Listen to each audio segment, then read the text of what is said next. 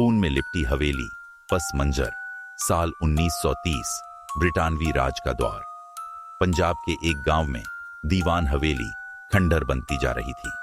ये हवेली एक जमाने में एक अमीर जमींदार राजा दीवान सिंह की मिल्कियत थी, जिसने आजादी के मतवालों के खिलाफ अंग्रेजों का साथ दिया था। मगर एक रात पूरा दीवान खानदान बेदर्दी से कत्ल कर दिया गया।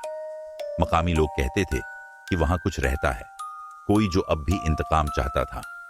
सलमान, एक नौजवान मुहक्किक, भूत प्रेत पर यकीन नहीं रखता था। जब उसे हवेली के बारे में मालूम हुआ तो उसने फैसला किया कि वो एक रात वहां गुजारेगा। जैसे ही रात गहरी हुई, हवेली की दीवारों से सरगोशियां आने लगीं।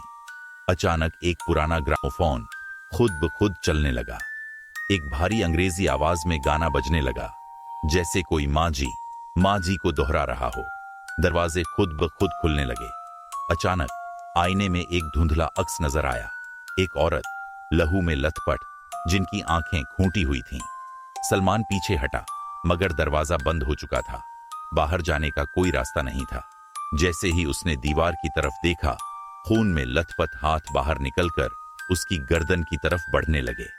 अचानक एक भारी मर्दाना आवाज गूंजी, दीवान खानदान का खून मांगता है।